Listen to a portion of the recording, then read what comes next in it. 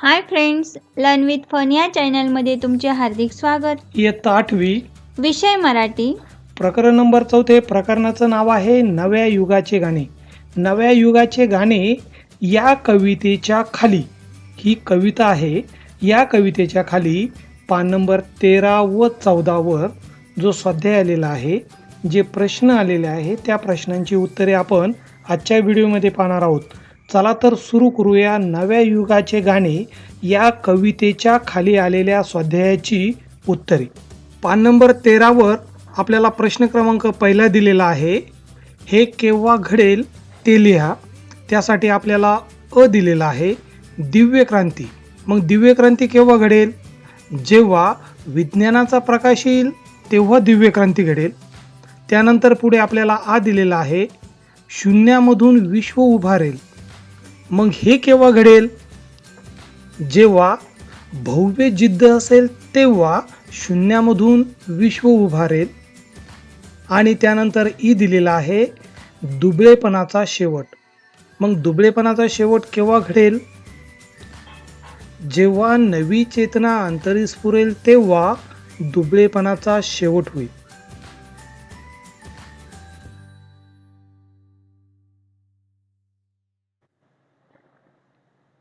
यानंतर आपल्याला याच खाली प्रश्न क्रमांक दुसरा दिलेला आहे. खालील चौकटीतील घटनांचा पद्यपाठाआधारे योग्य क्रम लावा. तर आपल्याला पद्यपाठाआधारे यांचा योग्य क्रम लावायचा आहे. तर सगळ्यात सुरुवातीला असेल विज्ञानाचा प्रकाश आला, नंतर पुढे क्रांती घडली, पुढे हृदयातील अशांततेचा वणवा विझला, पुढे उत्कर्षाचा आणि प्रगतीचा मार्ग दिसला, आणि पुढे नैराश्य नष्ट झाले.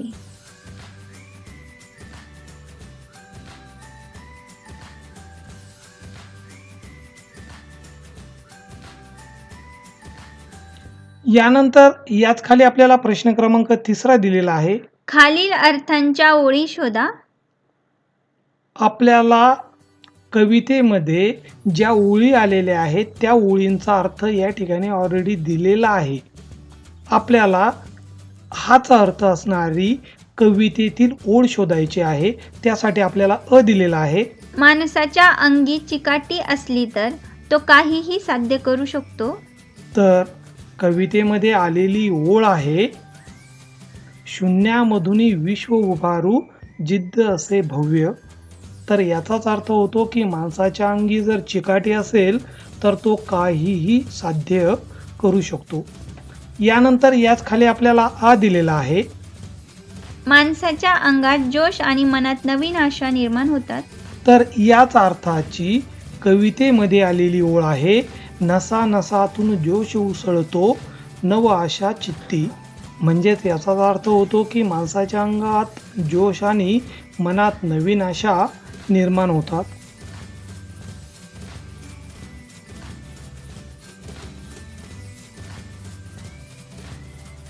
यानंतर आपल्याला प्रश्न क्रमांक 4 दिलेला आहे. तक्ता पूर्ण करा. कवीला नको असणाऱ्या गोष्टी आपल्याला या ठिकाणी लिहायच्या आहे आणि विज्ञानामुळे प्राप्त होणाऱ्या गोष्टी आपल्याला या ठिकाणी लिहायच्या आहे. तर कवीला नको असणाऱ्या गोष्टी आहे नैराश्य, दुबळेपणा आणि खिन्नता व दीनता. तर विज्ञानामुळे प्राप्त होणाऱ्या गोष्टी नवी आशा, नवचेतना, आणि दिव्य क्रांती.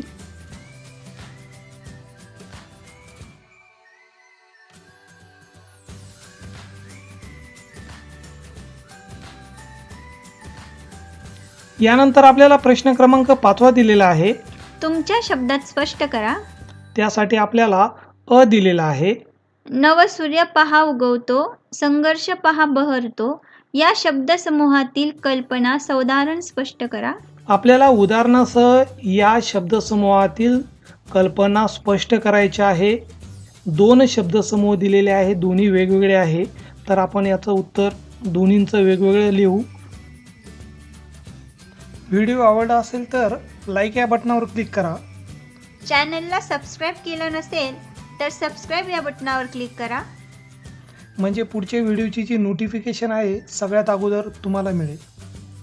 आणि आपण ते उदाहरणाच्या साहाय्याने स्पष्ट करू. या ठिकाणी बघा, नव सूर्य पहा उगवतो.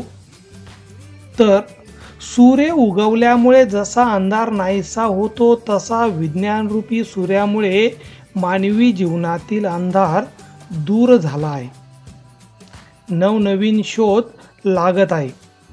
मग आपल्याला जर उदाहरण द्यायचं असेल तर उदाहरणार्थ संगणक असेल, विमान असेल, यामुळे जग अगदी जवळ आले आहे. आणि पुढचा शब्दसमूह आहे संघर्ष पहा बहरतो. तर पूर्वी माणूस आरोग्य, दुष्काळ, अंधश्रद्धा यांच्याशी संघर्ष करताना पराभूत होत असे, मृत्यू पावत असे.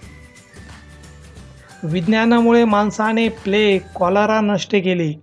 शीघ्र वाहनांमुळे दुष्काळग्रस्तांना मदत मिळते. या सर्व प्राणहारक गोष्टी नष्ट करण्यासाठी माणसाने केलेले संघर्ष बहरला आहे.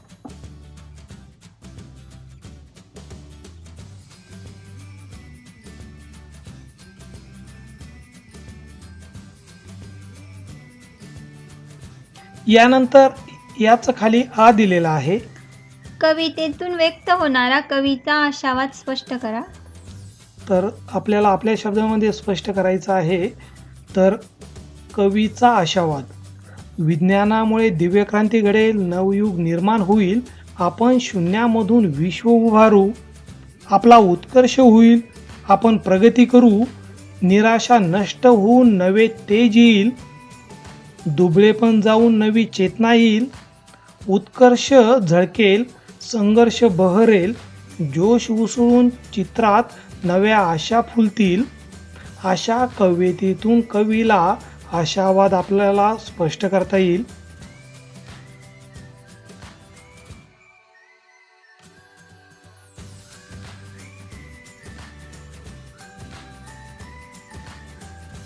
यानंतर याच खाली आहे खेळूया शब्दांशी.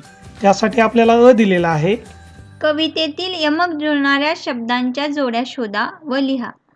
तर कवितेतील यमक जुळणाऱ्या शब्दांच्या जोड्या आहेत पुडती, क्रांती, विझला, दिसला, ज्वाला, माला, उगवतो, झळकतो, बहरतो, दिव्य, भव्य, गेले, आले, चित्ती, उडती.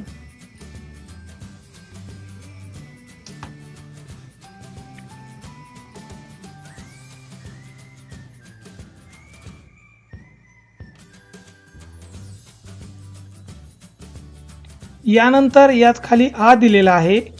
खालील शब्दांचे समानार्थी शब्द कवितेतून शोधून लिहा.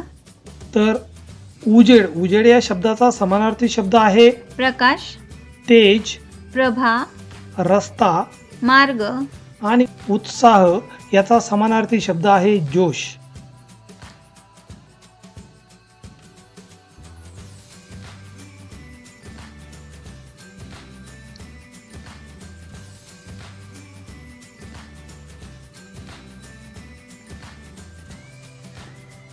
विज्ञानातील प्रगतीमुळे विविध क्षेत्रात नवनवीन साधनांची भर पडली आहे. त्यांचा शोध घ्या व या क्षेत्रातील साधनांची खालील तक्त्यात नावे लिहा. तुम्ही लिहिलेल्या साधनांची माहिती मिळवा. तर वेगवेगळे क्षेत्रांची नावं दिलेली आहे. बांधकाम, शिक्षण, वैद्यकीय, हवामानशास्त्र, कृषी, मनोरंजन, खगोलशास्त्र आणि संरक्षणशास्त्र. तर नवनवीन साधने या क्षेत्रामध्ये आलेली आहेत. तर ती कोणती आहे? तर ती आहेत कॉन्क्रीट मशीन, ड्रिल मशीन हे बांधकाम क्षेत्राशी, शिक्षण क्षेत्राशी ई लर्निंग, संगणक, स्मार्ट बोर्ड, वैद्यकीय क्षेत्राशी MRA machine, CT scan machine, हवामानशास्त्राशी संबंधित भूमापक यंत्र, जलमापक यंत्र, भूकंप मापक यंत्र, कृषी क्षेत्राशी, ट्रॅक्टर फाळणी मशीन, मनोरंजन क्षेत्राशी, मोबाईल, लॅपटॉप, इलेक्ट्रिक गेम, खगोलशास्त्राशी, दुर्बीण, संरक्षण शास्त्राशी, मशीन गन, परमाणु अस्त्र.